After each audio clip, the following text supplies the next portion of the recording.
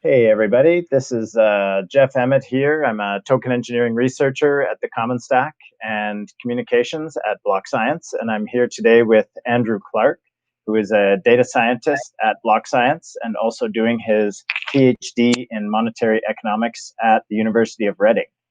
And today we will be going through the cadCAD model for the Community Inclusion Currency project, which is a development initiative with the Red Cross currently ongoing in Kenya right now in collaboration with Grassroots Economics. And we wanted to dive into the development of the cadCAD model and how it can aid and assist in operational decision support for the ongoing initiative with the Red Cross. So Andrew, you were the lead data scientist putting together this model. Maybe you can talk us through a little bit of the use of this type of model in complex system design. Definitely. So the goal of this project was to create a scaffold essentially in complex systems modeling using a type of modeling paradigm called cadCAD to allow grassroots economics the ability to make system level decisions about when you should include fees, like how to administer distributions to individual agents, the type of macroeconomic decision making required when running a system like this, when it's a net outflow system. How do you keep the system equitable and improving performance? And there's lots of considerations to be a part of. And what the goal of this model is basically a digital twin of the economy, is to help them answer these high level decision makings if they're moving over to a bonding curve, for instance, from strict vouchers moving to bonding curve and off of the Bancor protocol, things like that. Those types of major decisions you have to make. It's very hard to just do that from the seat of your pants, or they've done a fantastic job. Like a lot of the simulations have validated what they were already doing anyway. But having the ability to have a tool to help fact check and verify assumptions you have is a very powerful thing. And that's what the goal of a lot of block science and work is creating these types of simulators for economies and whether crypto or these type of developmental economic projects. Awesome. So when you say digital twin, maybe we can give an analogy for viewers here. So a digital twin is something like a simulation that's running in parallel to the real system. Is that right? Yes. It's as close as possible. Creating a simulation of what's happening in the real system. You can think of it like a flight simulator, essentially. Before you build an airplane, you have some sort of a flight simulator that has the physics and things about how the plane is going to interact with the air and the air pressure and all those sorts of things. You can see how it's going to perform under stress and things before you put a pilot in the seat. That's essentially what we're trying to do here, is as closely as possible replicate the actual economy and then be able to test things and stress tests and stuff. So we'll know if something breaks before it's implemented and the system actually messes up. So using a lot of these engineering principles and things like that haven't traditionally been used in economics, that you'd never build a bridge without stress testing it virtually first with a computer simulation software. Well, in economics, a lot of times that's not the case. So this is allowing us to do those sorts of things. Right. Awesome. Yeah, I was reading an article lately about digital twins used in aviation. So, a plane taking off from London to Paris, its engine is running for, say, an hour and a half or 2 hours, and the digital twin simulation is also running for 2 hours. And when the engineer plugs in his diagnostic tool at the end of the flight, they can compare it with simulation and see, basically it's a way of managing complexity. What are the temperatures and pressures and all the other readings in this engine, so that the engineer knows, when they compare against simulation data, where there might be problems or issues. So this is now kind of the economic parallel for that, right? Exactly. And that's what, as an economist, what really excites me is that we're finally doing that kind of thing for economics and being able to work with great projects such as Grassroots Economics in looking at developmental problems and things like that, where we don't even have a long history of policy and things. This is a very, very valuable tool to help create new ways of monetary policy interactions and things like that. But fantastic analogy. Yeah, and so this helps us to understand the system structure and the value flows, and how policy decisions in these value flows can affect how these systems work in the real world. So this is a way that we can gain a better understanding of how to change or implement those policies at a high level. Great. So I have pulled up here on the screen the system model of the full CIC initiative. So maybe we can just walk through, and maybe you can explain a little bit the different boxes here that we're looking at, and some of the high level value flows between these systems. Definitely. So we have three main boxes here. We have the blue box, which is the individual agents and subpopulations interacting, the people that are using the CIC. And they're doing, like Jeff and I could be having a transaction. That's what these agents that are shown in there, the flows, these agents interacting, buying goods and services, things like that, with CIC in the economy and the local economy. Then they can interact externally with the external economy, which is people that aren't part of this network, because community currencies are free to specific communities. So when you want to interact with the outside world, you have to do that in the regular currency of the nation, and you have that flow there.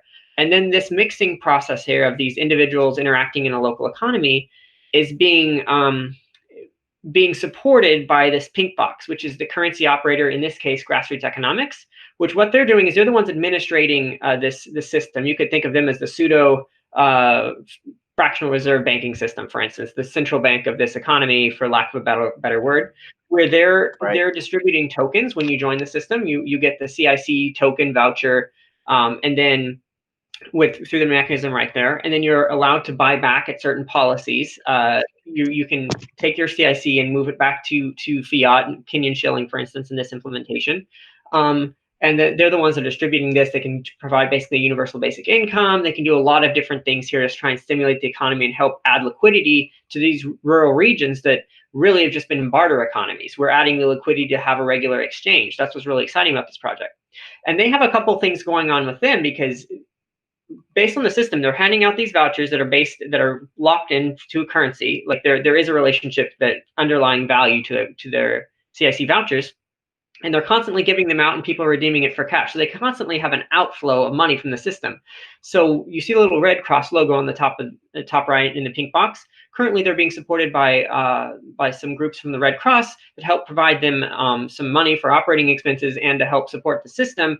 And this is the big problem we have, is an inventory control problem here, is how do they make sure they don't run out of either CIC tokens to be handing people or fiat for their operations and the withdrawals and things. So there's lots of things we could do on there, but the scaffold of the model essentially is this net outflow problem and how they interact with the blue box. And the green box here is what's really cool, what's happening. It's a changeover. I think the goal is to have it completely change over by August, which is currently the system had just been basically these vouchers that they say it's worth X amount, and it's based out of a bank account. Essentially, they're just giving paper vouchers. To add a little bit more scalability and interoperability with different groups, and just provide a little bit more of a concrete backing to this, they're using the Bancor protocols we previously mentioned to create a bonding curve. So essentially what this means is they can put a certain amount of leverage on there, and it is an automatic way of determining what the price of a token should be based off of the supply of the underlying reserve asset simply. So what they have here is currently the grassroots operator and a couple investors, the only people that get to interact with this bonding curve, but it's the way of determining the price of the CIC and things like that. And it's just kind of like the backdrop to really make it a solid economic system that's scalable and can be used across, versus having like a single point of failure. So we have that interaction here is agents currently in the blue box interact only with the pink box. The pink box, when they need to fix that inventory control problem between you're running out of fiat or you're running out of CIC, they can interact with the bonding curve if you need to buy more tokens or if you need to buy more shillings. So there's a lot of moving pieces here from an economics perspective, and that's what the goal is figure out, like, optimize these parameters. And this is what we've built so far in this project is this model, and then the simulation behind it is the scaffold of that airplane that allows us to then go in and test the different assumptions with this digital twin to make sure that we get all these little allocations right. Because everybody familiar with economics and managing these types of systems sees how many places this could go wrong, but where it can go right, but all of the different triggers and parameters and things to tune. So that's where this gets really exciting, is this model has been now made into code, which we'll walk through, that allows us to test these assumptions and see how all these parts integrate together. Right. So yeah, so I think it's important to mention that this initiative has been live for probably about 10 years under Grassroots Economics. And they started initially issuing paper money And in its current form, as Andrew mentioned, they're running smart contracts with Bancor bonding curves, and users interact with feature phones on USSD. And the way this works at a high level, in these rural communities in Kenya, they often have liquidity crises at parts of the year. So in other words, there's still work to be done. There's still people who want to do work, but nobody has cash to facilitate the transaction. So what grassroots economics has been doing is basically initiating a currency creation process. So for every $1 of Red Cross funding, they actually create $4 in local currency, and then they give that out through various distribution policies or disbursement policies, which you can see here in the model, and they reclaim them through buyback policies. So of course, they need to have policies around this, because if you engage in money creation like that and everybody just redeems it for the collateral, the 25% collateral, the system would collapse. So they have certain policies in place to limit buybacks and manage disbursements, so that the currency, as Andrew mentioned, the inventory control problem between fiat and CIC tokens is managed. And of course, moving forward in this system to make it long-term sustainable, the goal is to open up this bonding curve to all users, so that you can kind of have this mutual support network, so that when there is more interest or more production in the community, the price of the token, you have this arbitrage opportunity with the bonding curve that can continually fund these communities and provide liquidity through responsibly engineered currency creation, essentially. But as Andrew mentioned, this is a very complex process.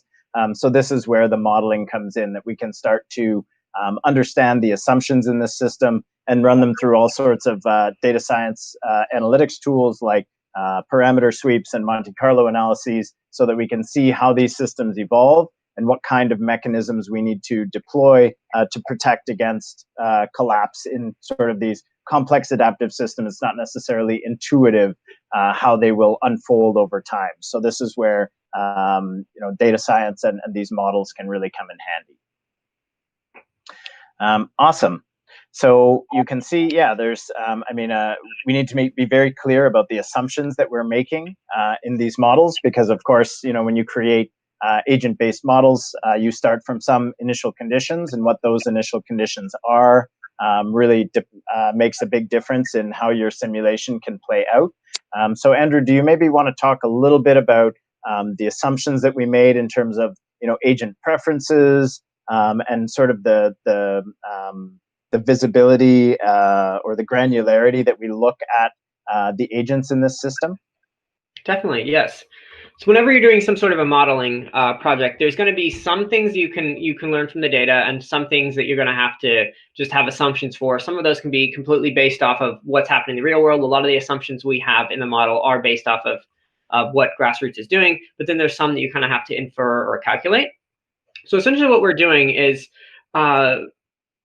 there's a lot of different assumptions here, but we've routed as many as possible in data. So like to determine how we're going to model the interaction of the agents in that blue box that we showed a minute ago, there's different levels of how you can model a system.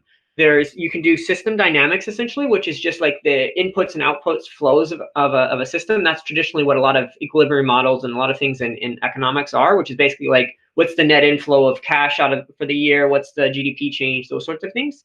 And then on the other extreme, there's agent-based modeling, which is how much money are Jeff and I interacting with on each day of the week, and what's my balance, and all those sorts of very, very low level things. Those are two extremes. They're both good for different things. Will from Grassroots Economics has a bunch of really great agent-based modeling. He calls Village Simulator series, I believe, that shows like that the interaction and how CIC is powerful in giving in those lifts. That's a fantastic illustration tool. And it's really good for modeling those sorts of behaviors, agent-based modeling. For the purposes of our model here, we wanted to be able to do, as we talked about, like the macro level decision-making properties you have of how Grassroots is going to have fees and things, but we wanted to provide more detail than you traditionally have in those sorts of system dynamics models. So we use something called subpopulation modeling.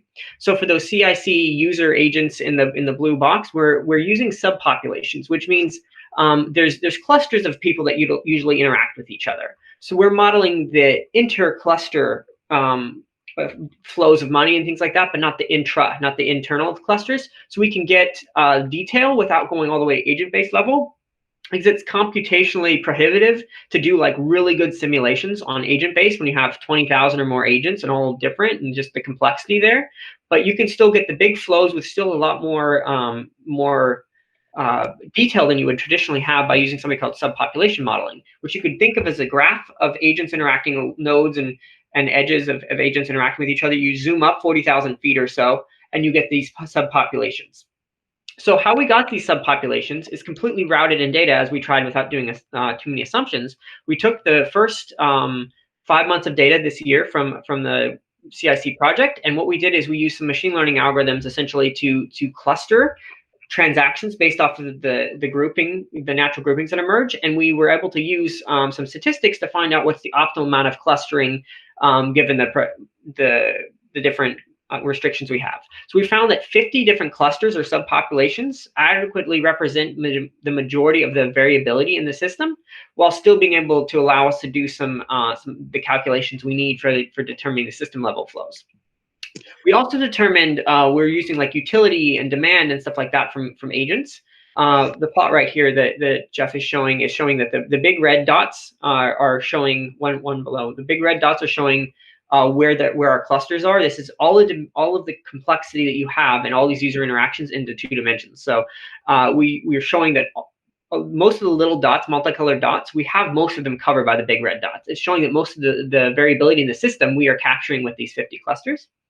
And to determine how much users are spending and how much they want to spend, and determine how efficient the CIC tool is and how well it's doing at capturing their needs and wants, we were able to get from these subpopulation clusters, we were able to compute what's the type of transaction they have, what's the demand that they have. Some clusters, they're interacting about 200 CICs on average. Some are doing 2,000. It just depends on the different groups and what their goals are. And we can derive their demands and utility functions from this real data. So these were really like the building blocks of what the model is. And this is the harder stuff to model, the assumptions, the subpopulations. And then the larger assumptions we made are very broad, and we work with grassroots economics, and like, we want to see the flows in your bank accounts. Well, what's your aggregate bank account amount? That sort of thing. So we didn't really have to make up too many assumptions out of nowhere. Basically, every assumption we have is routed in either transactional data or real world data at a macro level. Awesome. So essentially, we kind of have this model can act a bit like a microscope. We can zoom in to the agent level and see some of that individual transaction data. But when we're doing all this kind of big data analysis, that's kind of a lot of data to crunch. So we can zoom out a bit, either all the way to the system level where we see these sort of like inflows and outflows, and we can kind of zoom into this Goldilocks zone of the subpopulation level, and we can see these like aggregate spends between clusters and kind of get an idea of how funds flow between those groups. Is that a good summary of that kind of subpopulation level? Mm-hmm. Yeah, we're the Goldilocks middle ground here. Cool. We don't have the agent detail that Will's simulators have, for instance, but we have a lot more than most economic decision-making tools have. So it's kind of like the happy middle ground that allows us to do some really good experiments and some really detailed analysis while still being able to do it on a local computer. Awesome. Cool. And so when we talk about agent utility, I noticed you mentioned that before. So those are kind of determining what they're going to spend, what they want to spend on, right? So we've ordered these in terms of what the data showed that people were buying, for example, food and water before shopping. So we kind of ordered the utilities in this way according to the data that we saw from the live system. Is that correct? Correct. Great. Awesome. So we'll continue walking through the notebook here, so you can see a lot of the formalized definitions or derivations of the mathematics that go behind the bonding curve and some of the other initialization work. Maybe we can chat a little bit about this system step walkthrough, or the differential specification, as we call it. And I can pull up a larger version here. And this is sort of the the wiring up of this diagram that we saw earlier so that we can put it into cadCAD and start to crunch all this data. Is that right? Yes. So cadCAD is a modeling paradigm and tool that allows you to use different levels of modeling, like we've talked about. And how we define these types of systems is there's really 4 levels to a model, which are you have behaviors, which are user behaviors, such as do I want to interact with Jeff or not? Those are sorts of like, depends on what type of an agent we're modeling. There's certain behaviors. In this case, it's like the mixing process, the grassroots economics, what are their decisions? Then we have mechanisms, which are when you make a decision of behavior, then you need to update, you need a function that executes that behavior. That's what these mechanisms are. And then what they do is they update a state variable, which is, you could think of your bank account in any given state of time. We can have 2 types of state variables. One that shows the change in what your bank account was from the beginning of today to the end of today, and what your aggregate bank account total is, for instance. So state variables are what shows at given one period of time in the system, what is the value, either the flow or the static value.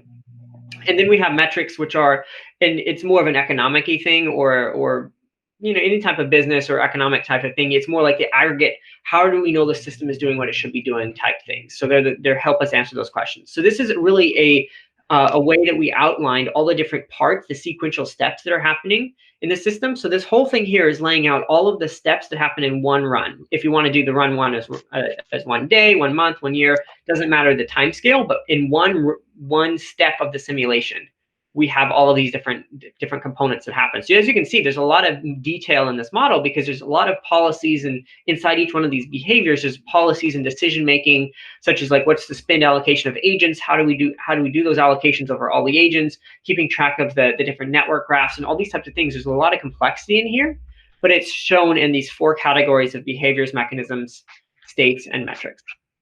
Awesome. So in this type of model, when we have agents interacting, so the behaviors of those agents can affect the mechanisms that basically update the states and inform the metrics of this system. So this is basically the wiring up of everything behind the scenes in the cadCAD model, so that when we run these kind of generative simulations, then this is how it's all wired up in the back end. Great. Awesome. So, oops, wrong book. There we go. So now we get into sort of the mathematics behind it. So there's all sorts of again, sort of these early assumptions. So in our initial model, the Red Cross drips funds to grassroots economics every 90 days, but of course it doesn't have to be every 90 days. Maybe we, through our decision-making processes from this model, we decide that it should be maybe 60 days or 30 days. So there are different ways that we can sort of run parameter sweeps and change some of these parameters and see how that would affect the system more positively or negatively, and then help that can allow us to make better decisions in how we launch these systems, right? Correct. Great. And that's one of the cool things about cadCAD is we can do these parameter sweeps and things like that, and then see what the outcome is, and see where things will land and what's the optimal value. So there's so many different things we could see here. So the Red Cross thing is more like be a decision-making process with the Red Cross, what makes sense. But there's also very much system-level parameters, such as bonding curve initializations and stuff that's really technical that this was really helpful with.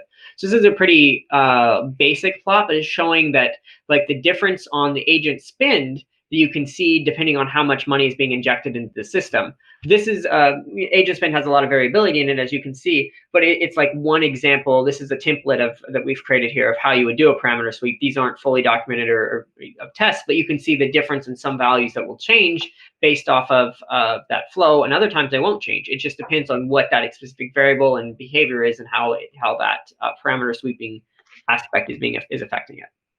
Right. Awesome. So there's definitely a lot of complexity under the hood that we're, that goes into these notebooks. But ultimately, if we bring it back up to the high level, I think the big question is, what kinds of questions can this answer for groups like the Red Cross who want to launch stable systems and sustain them in the long term? What kind of questions can a model like this answer for the Red Cross? And how do we go about that process? So it's basically scientific method of having, an idea and testing that hypothesis and rigorously analysis type of things. Some example questions we've put out here, which is what's the critical mass of users that need to be interacting to make this system viable and keep the liquidity constant? How much should you allocate to individual agents before running out of funds, for instance?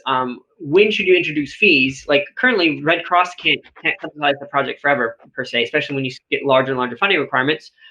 What fees should we introduce? Who should we introduce them to? Traders, investors, individuals transacting? What should those fees be? These all types of scenarios are what's great about a model such as in cadCAD is we can take these components, add little testing components, A/B test, parameter sweep, these different questions, and using scientific method derive what's going to be the best outcome, given that this flight simulator is in tune with what's happening in reality. Great. So this is essentially a kind of test gridding where we can put in all sorts of questions and assumptions, and then use the model to crunch the data and let us know, what are better decisions, what decisions will lead to deterioration of the system or loss of funds or anything like that. Is that right? Correct. Awesome. Cool. So yeah, so I guess the big question is, what are the next steps on this model? Where is it at today, and where can we take it from here? So we've essentially created the scaffold, or the airplane body, for instance, of how this whole system works at a rough level. There's some simplifying assumptions we've made, such as right now we have all agents withdraw at the same time every month. We have, of course, we can add it so they have the randomized withdrawal times, such as every agent starts differently. There's a lot of things we could do there. So there's improving the clarity of the model, essentially reducing the error from real world data, essentially by tweaking some of these assumptions. But then the big things, because we built this first phase of, we have the flight simulator, the biggest lift that you're going to get on the next phases are doing these testings of like, how are we cutting over users to the bonding curve? When should we allow users to interact with the bonding curve? What should the fees be? All of those sorts of decision-making processes, we've set up the scaffold that now you have a good flight simulator that now you can start testing those assumptions and making decisions on how to run the system. And that's really what the value is. And those are really like a lot of the next steps. Awesome. So part one of this collaboration was essentially building the race car, and part two is now putting it to use. We now have this digital twin of the CIC system. We can now start answering some big questions on behalf of the Red Cross or any group that is looking to launch local currency, and give them better decision-making insight into how different parameters may affect their system as they launch. Great. So in terms of any other call out, so I know you're obviously deep in the data science world. Is there any other way that contributors can help with this model or contribute to the research that's being done here? Yes, definitely. Even in traditional economics, there's a very large gap in the type of problems we're facing here and where the literature is. So there's lots of economic research to be done around developmental economic currencies, community currencies, all these types of different, using these sorts of systems and using even blockchain style projects for universal basic income, all these different questions. There's a bunch of research questions that we're coming up with on the fly questions too, as we can. But there's lots of areas where we could have thoroughly researched ways that could help in simulation such as this. So that's definitely one big part. And then always, as you see, there's a lot of work here running these simulations. So there's definitely the data science and the economic side, and then also just awareness. I mean, even tweeting about this type of thing. Basic blog posts. There's just lots of areas for improvement and where help can be used. Mm-hmm. And are there any? Would you say are there any parallels? Any other kinds of modeling of these systems? And what sets cadCAD apart from other tools that are used to do this kind of economic modeling? The flexibility is definitely key, and the multi-paradigm. So a lot of times you have programs such as Stella that does system dynamics modeling great. You have MATLAB that does certain things. There's different modeling paradigms. cadCAD is very flexible, trying to be very much in the Python ecosystem that's very plug and play. It makes it very good and very easy to pull in machine learning algorithms and things like that and integrate it all together. So that's really that in the multi-paradigm approach. You can start system dynamics and then go all the way down to agent-based modeling or multi-scale modeling, all within the same framework. That is huge when you're doing simulations. As on most software packages these days, you'll get locked into something specific, and it's very hard to try and change paradigms. So those are just a couple of the like big differentiators on why we used cadCAD for this project versus other software out there. And it's open source. Awesome. Also, that's another way to contribute as well. Is the underlying tooling is help contribute to cadCAD as well. Right. Awesome stuff. Great. Well, I think this was a good first run through of the model, and I'm sure we'll have some people with more questions. Is there anywhere? I think we've got a Telegram group, t.me/cadcad_org. If people have more questions about the model or are interested in getting involved further with that community, that's a great place to connect. And yeah, we're really excited to continue working on part 2 of this model and start providing some operational decision support for these important sustainable development initiatives worldwide. Great. So this has been a wonderful recording, and we'll look forward to hearing from you again soon. Thanks.